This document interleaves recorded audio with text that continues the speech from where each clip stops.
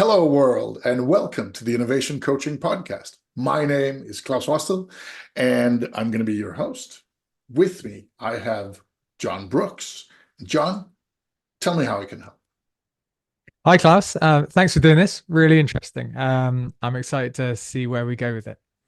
Um, I have an innovation question. Yes. So, in my past life, I did lots of innovation related projects in a big company.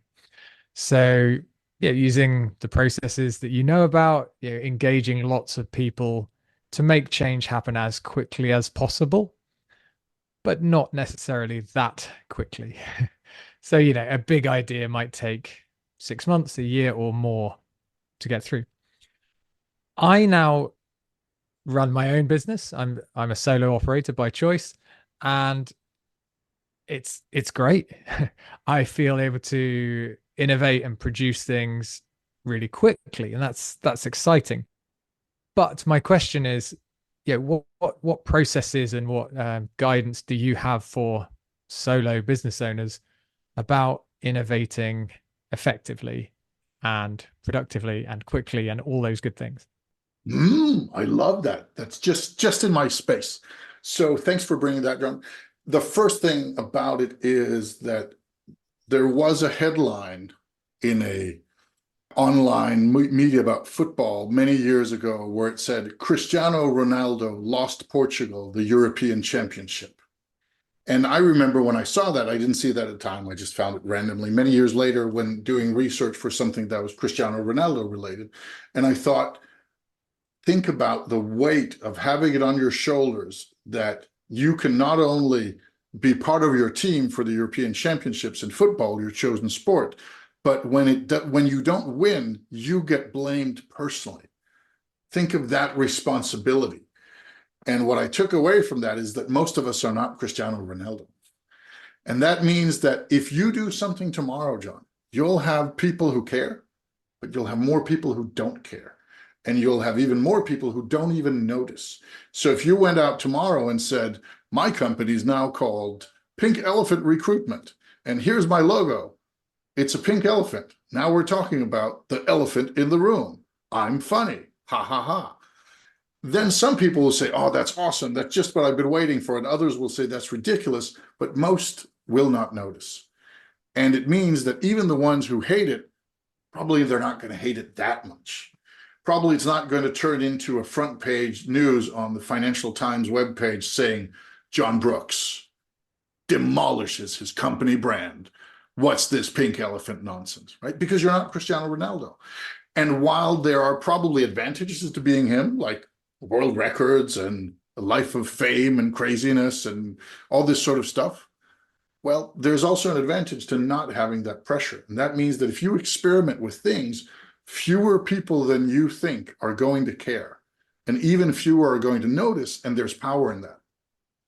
And that means that often when people look at doing new things, usually they don't have a one-off shot. They're trying to build something, whether it's a podcast or it's a blog series or it's a book or it's a new event they're doing. Most of them start by saying, you know what, the first one isn't that important because it's number 30 or number 50 or number 200 that matters, right?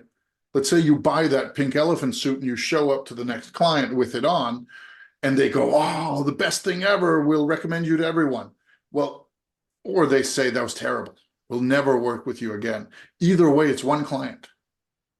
The bad stuff is that it's only one client. So even no matter how successful you are, it won't change your career. But it might be a stepping stone if you do more of it. The good stuff is if you do something that doesn't work, that's terrible, then you could say, you know what?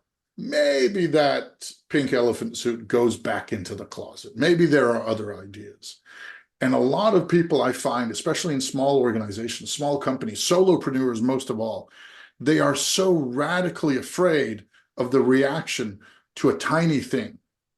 I had a lovely woman I was doing some coaching for, and she ended up, it took her months to write a LinkedIn post because she felt that that LinkedIn post, and she didn't normally write on LinkedIn, but she wanted to start, that LinkedIn post had to be perfect. It had to be her magnum opus. It had to be her War and Peace novel, not length, but quality. It had to be the post that she would be remembered for for all time. And if she got it wrong, then everyone on LinkedIn would see her and they would block her and they would say, not good, not good. But that's not the reality. Yeah. And I think I've got over some of that. That definitely still happens some of the time. But yes, sometimes it is in terms of starting out. Is it quantity over quality, or maybe just momentum is more important than Momentum, momentum, yes. yeah. In fact, we posted on LinkedIn recently. You commented something about quality versus quantity versus how much you're churning out. And in fact, that kind of leads to my follow-up question of, so I feel productive. I'm recording my own podcast at the moment. End of last year, I had a marketing idea, came up with something and put it out there to my clients in, I think it took 2 weeks from start to finish. So it's like, hey, I've got an idea. Let's try it out. It looked good enough. It went out there. It got some good reaction. So on that kind of thing, it's working fairly well. Having said that, the podcast is a good example. I'm like, oh, I should get a nicer microphone, or how's the setup, or whatever.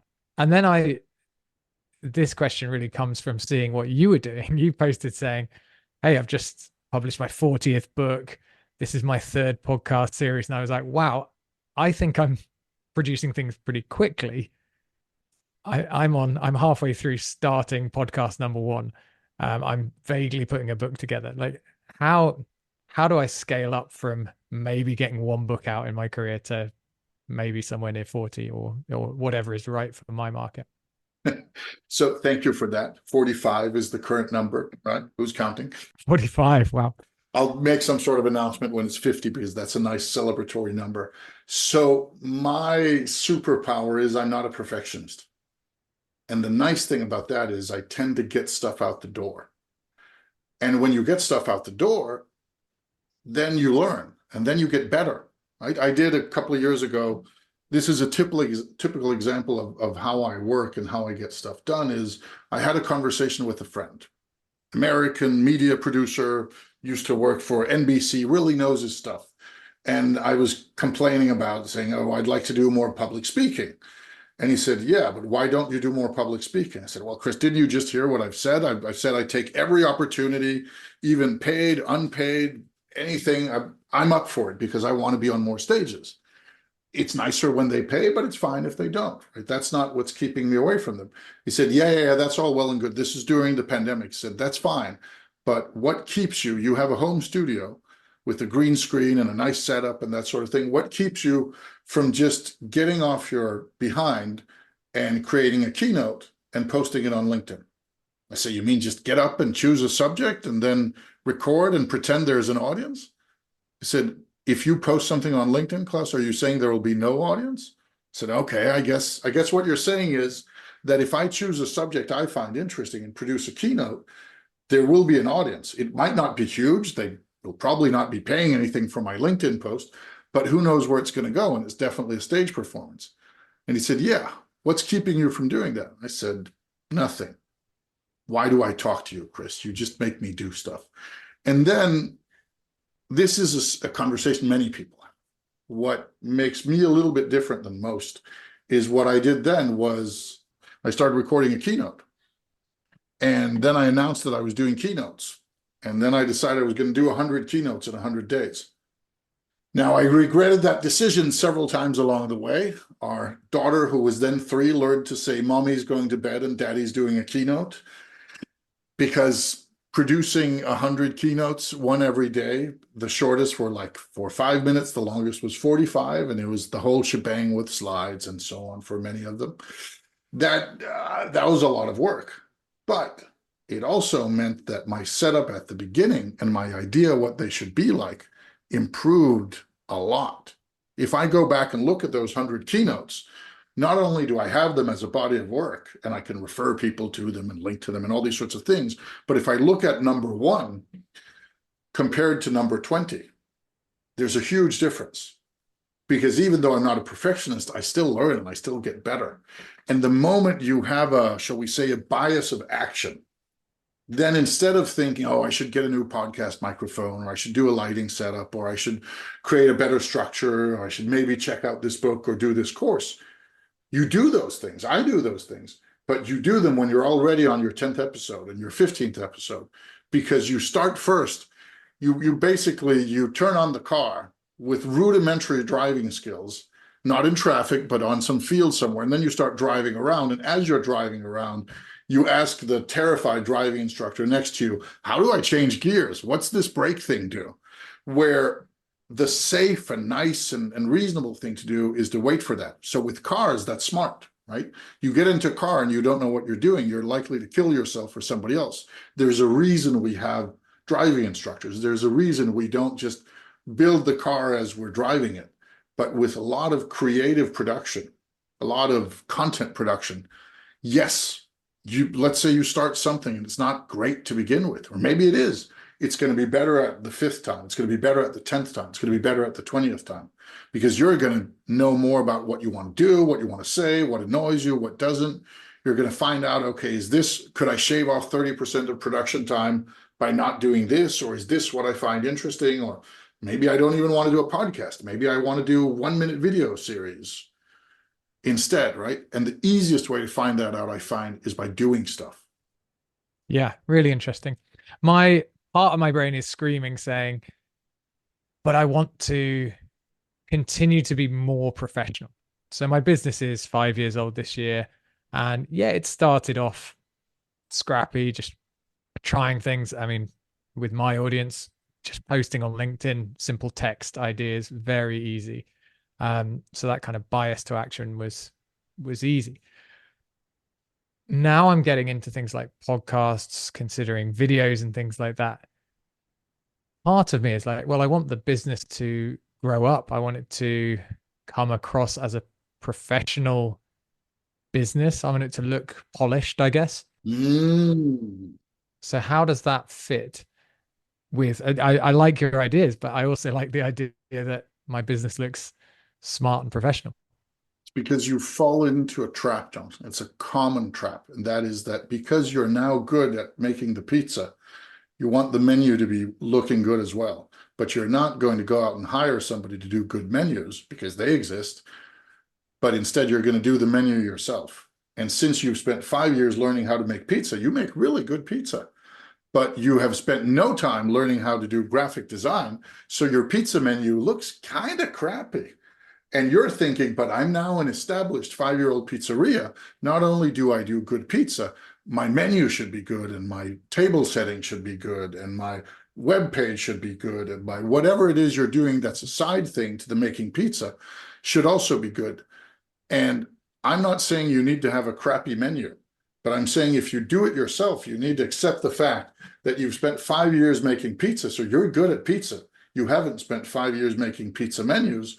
So either you get somebody to do it and help you, or you accept that there's a period of crap to go through. And a lot of people don't want to do that. So instead, they have no menu, and they have no table setting, and they have no disco evenings, or they have no whatever it is. And sometimes that's the right way to do it. Sometimes you only want to show your best side. But if you're trying to do something good, then it's smart to experiment, right? If you only have one signature pizza, then don't have a menu. But if you constantly are asking what pizzas can you do, and you're spending time with every pizza customer that you have to explain to them the 55 signature pizzas you do, and they say, shouldn't you have a menu? And you say, yes, yes, yes. But before I make a menu, I need to do a graphic design course, and I need to get a subscription to Illustrator, and I need to go on this training, and I don't have time because I'm busy with pizza. And then the next day it happens again, and you're still too miserly or poor to pay for a graphic designer, and you won't accept a crappy menu. Well, the reality is the crappy menu is often better than no menu. Yeah, that is interesting. I think so. My core business, my pizza making, is pricing consultancy, and I'm very confident in that. I also happen to be relatively good at writing content. Mm-hmm. So I guess to this point, yeah, it started out relatively scrappy, but you know, in my comfort zone or in my skill set, I've done LinkedIn, I've got a Substack newsletter, all of those things. I thought, oh yeah, I've built this. This looks professional. So because I haven't left my comfort zone or stepped out of my skill set, I guess I've been able to do more stuff myself. Yeah, I've invested a bit, but yeah, it's been a fairly easy decision to just polish a few things. Yeah, when it comes to, for example, making videos or hosting events, they are not things I am experienced in, particularly enjoy. And I see great events and I see great video, and I want to be of a level, maybe not perfect, but I don't want to create video that at the level that I create to. So yeah, what am I saying? On that analogy, I don't want a crappy menu. I don't want the finest menu in the world, but I guess you're going to say I probably need to get someone in who's decent at making menus. Either get somebody in who's decent, or spend some time getting better at making menus. Because right now you're stuck in that the problem will be exactly the same tomorrow, except it'll be harder because you'll be even better at your core business. If we have this conversation in 5 years and you still have no menu or videos or part, whatever you want to do, you'll be even better as a pricing expert. You'll be even better at somebody telling people how to finagle their business. You'll be even better at writing, but you won't have grown in the other stuff because you'll have kept postponing it. So either you need to go through the crap phase. You don't learn anything, whether it's riding a bike or being in a relationship or running a company, without going through the crap phase. And you can go it alone, or you can go it with mentors, or you can go it with training, but you have to go through it. And if you're not doing that, but saying, I'm not going to start until I'm good, you're never going to get good. And the nice thing about that bias of action is that, yes, you may be terrible to begin with, but you're going to advance quickly.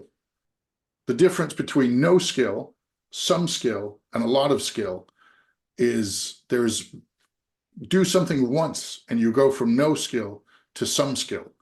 Do it 10 times more and you go from some skill to a lot of skill. Do it 1,000 times more and you go to extreme skill.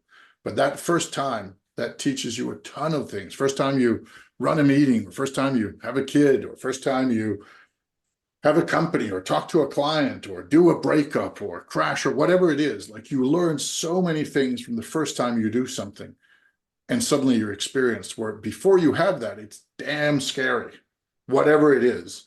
And if you say, I'm not going to do it until I'm ready, well, then nobody would be having kids and nobody would be starting companies. And while that would make for, the world would probably have fewer failures and errors in it, it would kind of grind to a halt pretty fast. Yeah, we'd run out of people. We'd run out of people. We'd probably also run out of businesses, but probably people first. Yeah. Something really interesting you said there. I had seen it as, for things I'm not good at, I pay someone. I don't actually want to grow my business in terms of headcount. So it would be getting in an expert, as in paying an expert to work with me, outsourcing to them, whatever. But you said the other option is, I invest my time. If you want to, right? If you want to, but maybe you don't want to. Yeah. Now that's limited. Yeah. Yeah, it's limited, but actually, and for example, I probably couldn't do a podcast, a book, and 3 events in the same year. But I could say one of those things I do want to invest my time in. It is worth it because the payoff becomes I get better at doing it. Yeah, I hadn't thought of it that way. Thank you. And then there's also transfer. Transfer is one of the hardest things with skill building, but in some things it's very easy, right? I'm on my 3rd podcast now. This is my 3rd podcast. However, the others were about different things. The first was a role-playing podcast. The second was interviews with experienced designers and talking about experience design subjects. This one's innovation coaching. But I can take a lot with me on both how to do a podcast, how to distribute it, what does it matter, where do you pay, where do you sign up, all these sorts of things that you can learn and you can take. So if you're thinking, okay, I want a podcast as an example, and I want it to be polished from day one because my brand won't allow me to have a crappy menu, even though I accept the logic, then start a podcast on wine. and do 50 episodes with that before you go and do your real podcast. Because your podcast on wine can be crappy. It can basically be, this is John, I'm opening a bottle of wine, and I'm doing the podcast while I drink it. Do 10 episodes of that, and you'll be much better at doing podcasts, even if they have nothing to do with wine. Like, one of the things I've told so many people over so many years was that if you're not doing volunteer work, you're doing yourself a disservice, because volunteer work, which I've been doing for many, many years and started very, very young, is that volunteer work allows you to do things that you otherwise wouldn't be allowed to, right? Go into a company and says, how about I do your bookkeeping and your marketing? I don't even need to get paid. They're going to say, yeah, how about no? Volunteer association, how about I do the accounting? Oh, would you please? How about I clean the toilets? Yes. How about I design the event? Oh, can you please? There's so much you're allowed to do for free in the right setting where it's accepted, and you learn so much from it. Where if you start out by saying, I want to get paid from day one, then you're not going to be allowed to. Or even, I want to work in a professional place from day one, you're not going to be allowed to. Disney's not going to let me redesign their logo. And if I say, oh, but I'll do it for free, that doesn't really sway them. Yeah. But if I'm an aspiring illustrator and I find 10 small businesses or 10, even better, 10 associations in my area and say, hey, I've looked at your logo. I've come up with 3 alternates. If you want one of them, let me know. I'll make the sketch and make it cleaner. And it's a gift. Some of them are going to say, yeah, we don't like your style, or who are you? But some are going to say, wow, thank you. And now you've gotten some training in producing logos. I like it. And then I don't think I need to be as prolific as you, 45 books and counting. But yeah, what are the key things you've learned from specifically from the books and from the podcasts that you could share? 2 things, 2 key things. The first thing is, I was asked by one of my partners at the College of Extraordinary Experiences, and I can't remember this sadly, but he's referenced it to me, and then I've started referencing him. So instead of just saying I once said. So he at one point asked me during a party class, how do you write so many books? And apparently, and I think we were drunk at the time, apparently I look him in the eye very seriously and I say, 1 chapter at a time. And I wish I could remember that, right? Because it's such a cool quote. But it's still true that one of my tricks has been, with everything I produce, to break down the production into components that are so small that they are not hard to do. And books are a great example. If somebody wants to write a book, then their usual way will be, they say, I want a book. I want to write a book on pricing. You work with pricing. I've done a book on pricing. You've even written for that book, right? I want to do a book on pricing. And then they usually say, okay, I want to do a book on pricing. What do I do now? And then they stop. And if they're really wild, they say, okay, it should have 10 chapters. Chapter 1, what is pricing? Chapter 2, why do you need pricing? Chapter 3, etc. And now they've broken down 250 pages into 10 times 25 pages. And then they stop because they don't know what to do. And one of my tricks has been to break things down into components that are so small that there's never any doubt that it's just work. It's just moving boxes. If you have to move 1,000-kilo stone, I don't know how to do that. If you have to move 1,000-kilo stones, that's easier, but it's still very hard. If you have to move 110-kilo stones, it's easy. Yes, it's hard work. Yes, it takes time. Yes, you're going to be sore if you do it all in one afternoon, but it's not complex, because the work part consists of moving 110-kilo stone, which most of us can carry, and move that to wherever it needs to go. And then you just do it again. So the pricing book that Philip and I wrote, that you contributed to, we said, what is a 1-page pricing tip that people can use? And then we called those mantras. So they have a short tip. If you only read that, it's like something about value, or discounts don't always work, or something like that. And then there's 1 page explaining what we mean by that. And then there's an illustration. Then we have 40 of them. And we could have had 33, we could have had 50. It wouldn't have mattered for it becoming a book in the end. And every one of these was pretty easy to write, because the task of writing a book is hard. The task of writing 1 pricing tip based on one sentence is pretty easy, detailing 1 sentence. And suddenly we could have written 500 pages. It would just have taken more time, but we could have done it. And the trick with the podcast or with the video or with any sort of content is that if you break it down into component parts that are simple to produce and usually fun to produce, then it's not a problem.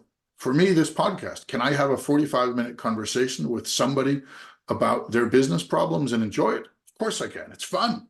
I like it. I love doing that.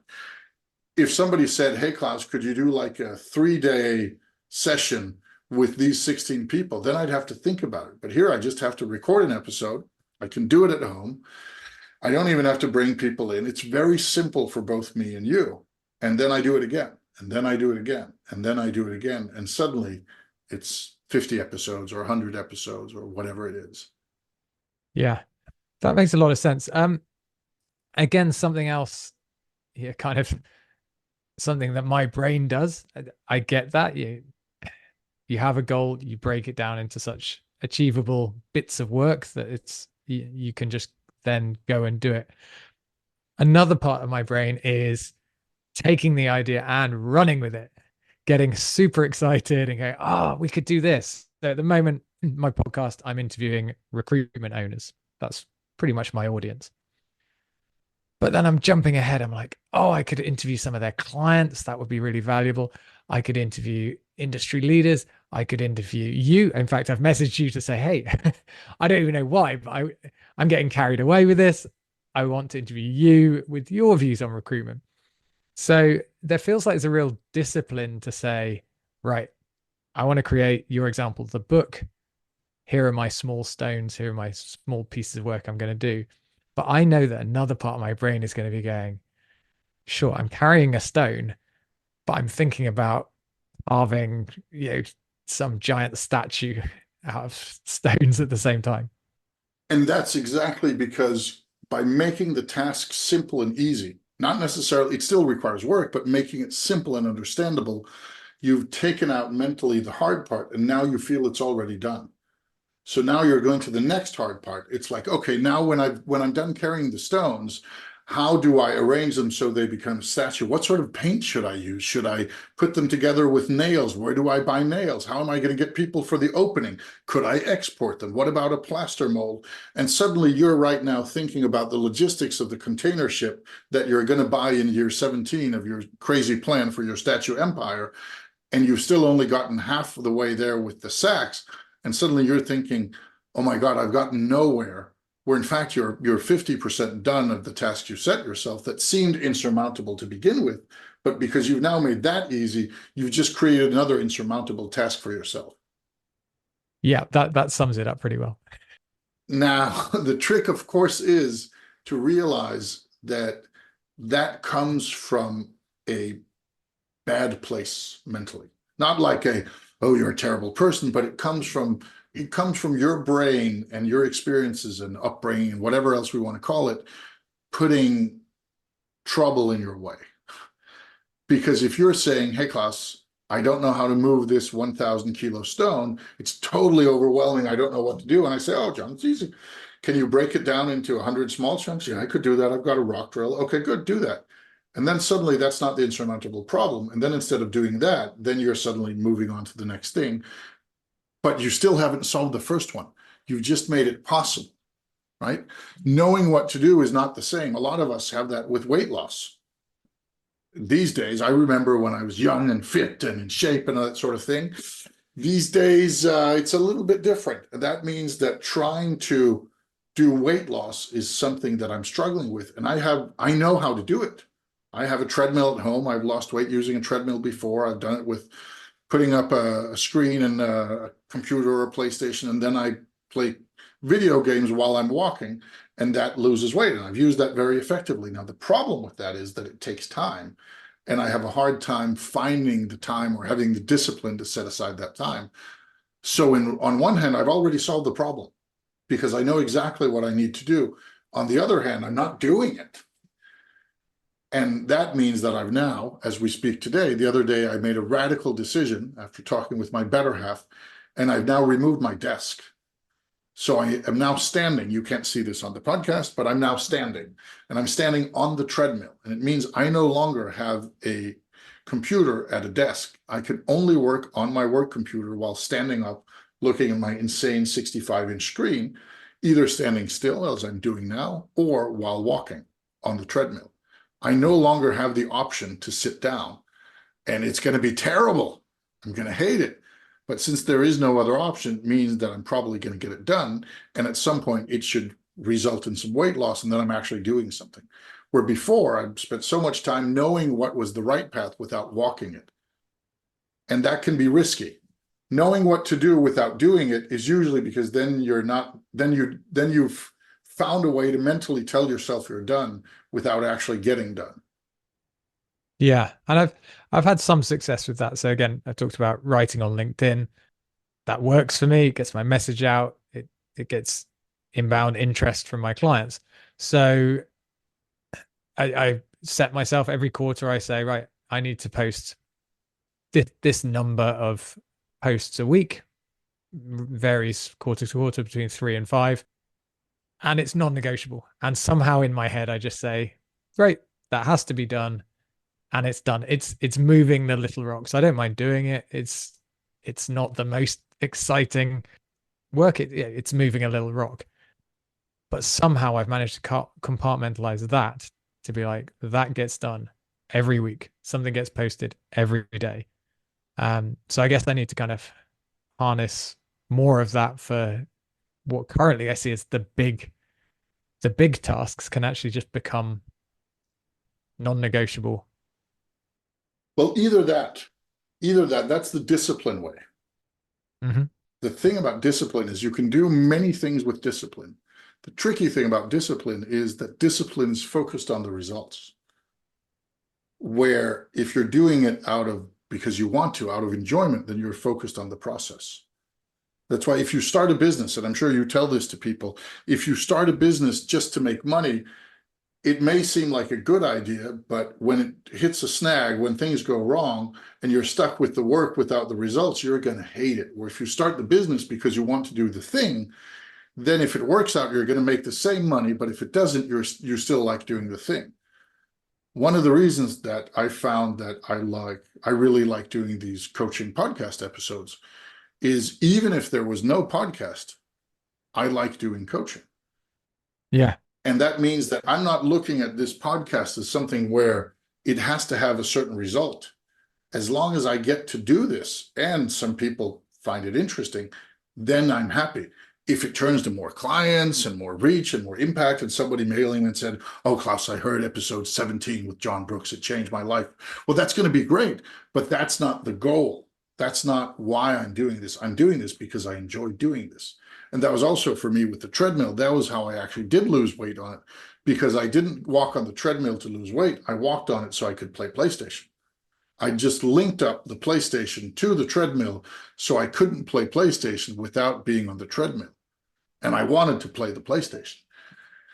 So discipline is good, but it's also hard because it requires a lot of energy mentally. And it means that if things go badly, then it's very easy to say, oh, why am I doing this, right? Yeah. It's the stonecutter story. Are you familiar with the stonecutter in the cathedral story? Yes. Yeah, I've heard you talk about it on a previous podcast, I think. Ah, Although you're welcome to repeat it. I love a good story. we'll do the short version.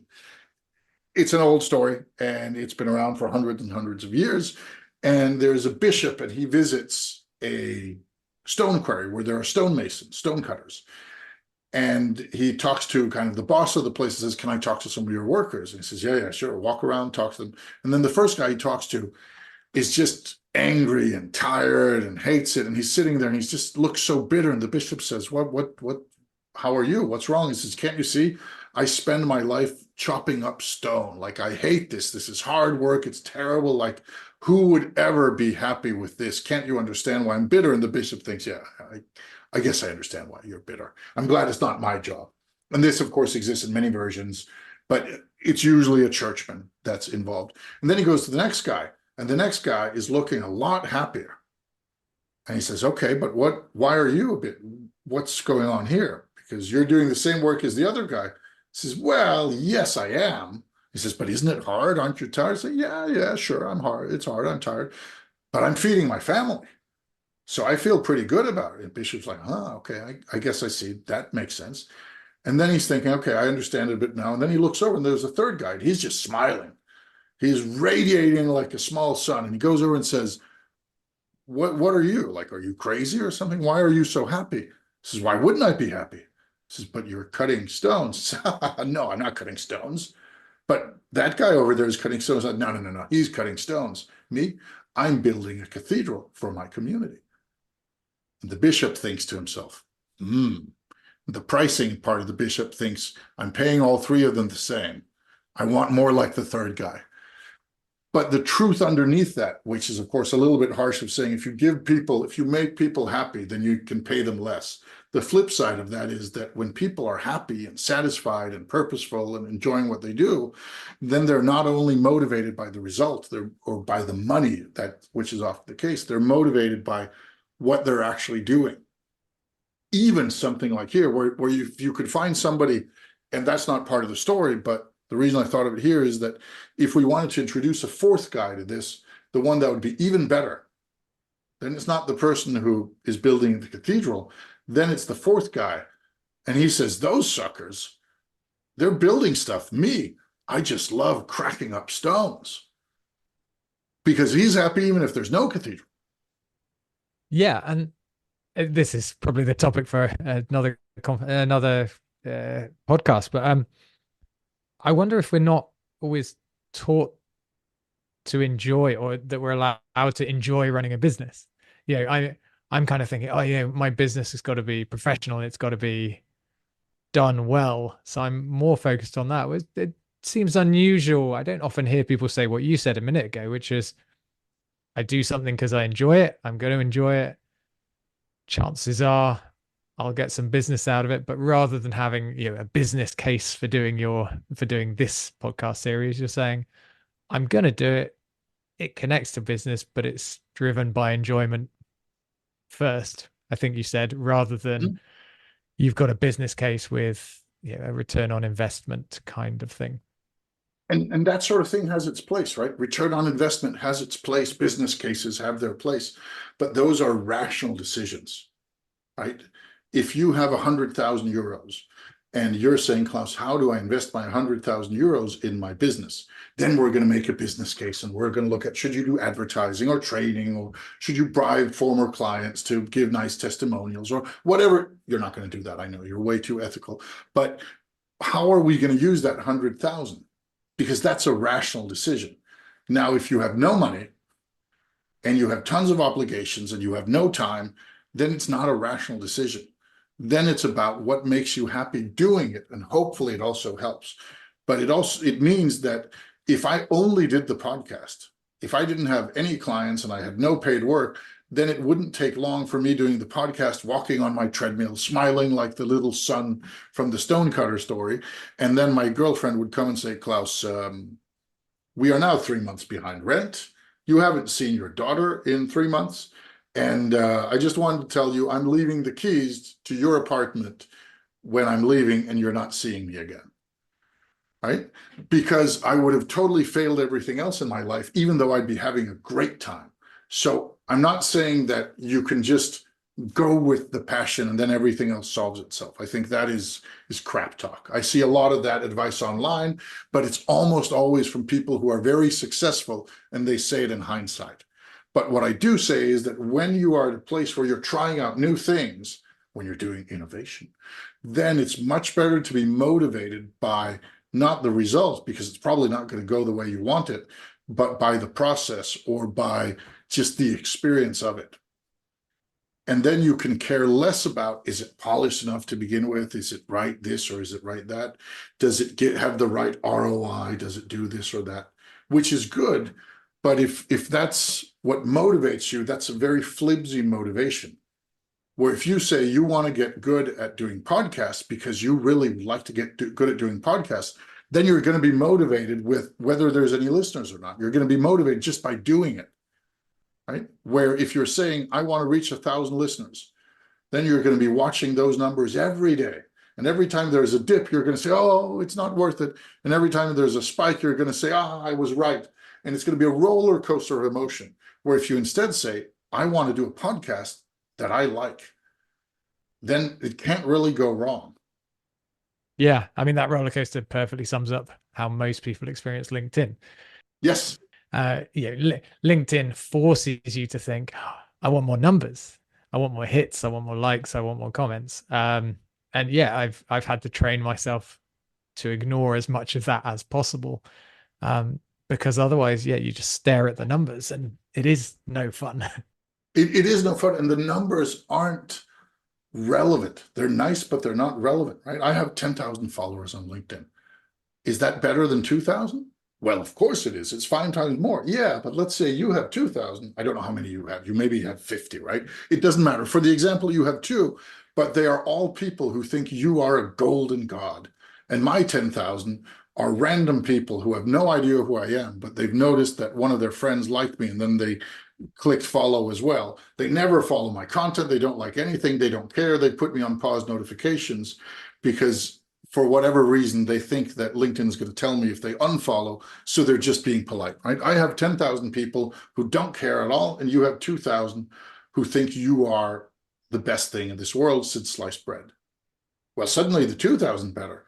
What if we just replace the 10,000 with 5?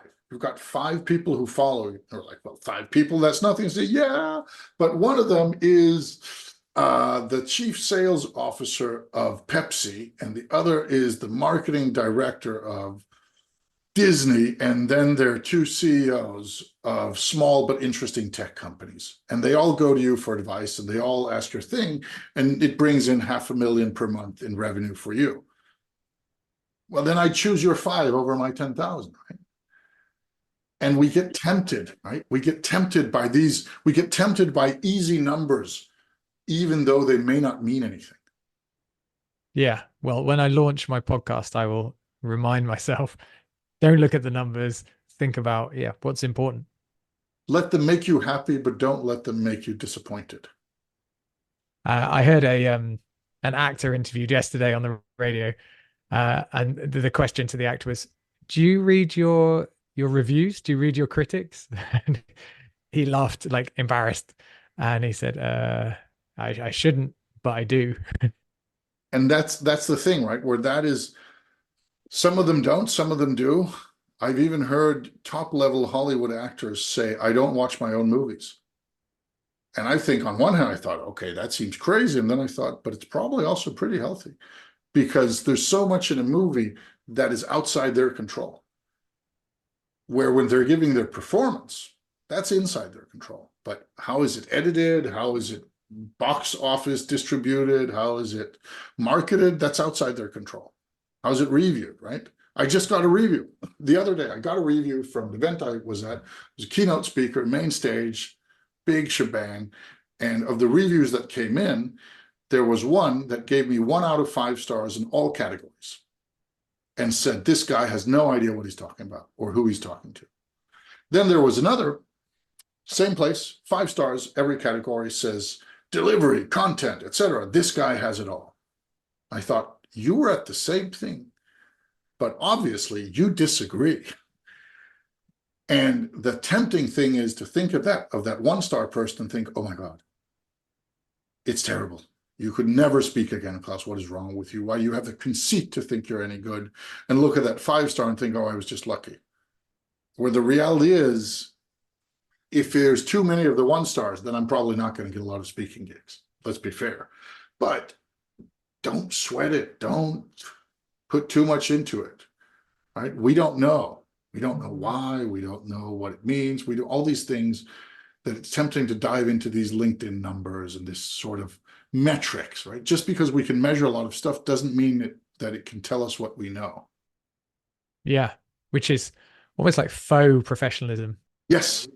Of saying, yeah, I'm measuring my business because that's a professional thing to do. And it's like, that's a professional. Oh, don't you know your data? Yeah. Some of it I do, but it tells me about yesterday, right? It doesn't tell me about tomorrow. And some of it is surface level. Just a LinkedIn like Did somebody like it because they read it? Did they like it because they like you? Did they like it because they recognize your name and want to support? Did they like it because they didn't read it, but just read the headlines and didn't realize there was a twist at the end? Do they really love it in like, there's so many, just behind a simple like, there can be so many reasons and explanations. Would they like it if they read it tomorrow? Who knows, right?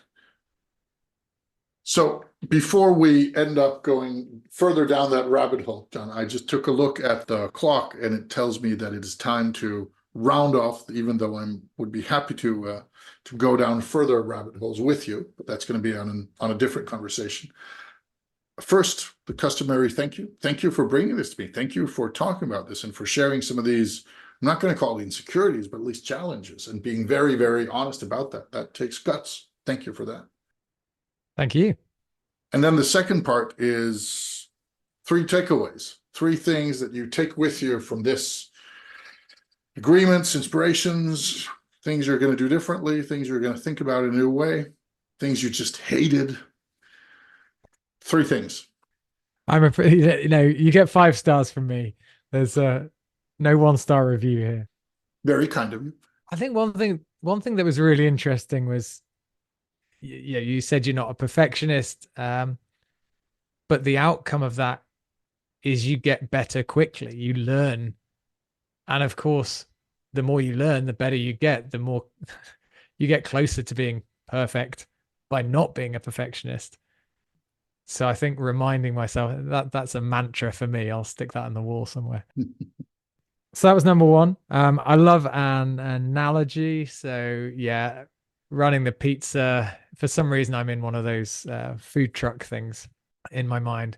So I'm making great pizza, and I still haven't got around to a menu. And people are like, "What? I don't have a menu. You keep creating more pizzas. These are good." And I just need, I need to decide, am I going to scroll it out on a crappy piece of paper? That's one option. Do I invest my time to get better, or do I invest in getting someone who's good at creating menus? And those are really clear options, and it will be different every time. Oh, and then the breaking things down. I can't quite marry up the moving small stones and having fun doing it. I guess that's what the stonecutter analogy was. But breaking something down, because as you say, it's not going to work to be like, hey, I just need to write another 3 chapters or another 10 chapters. It's like they're too big. Whereas saying, oh, I need to write a page on this, or I need to write a mantra and then fill in some details. That is definitely achievable, and then do the work off that. Thank you for those 3. And thank you to all of our listeners out there. You've heard the Innovation Coaching Podcast. My name is Klaus Hostel, your host. You've also heard John Brooks, and thank you for listening.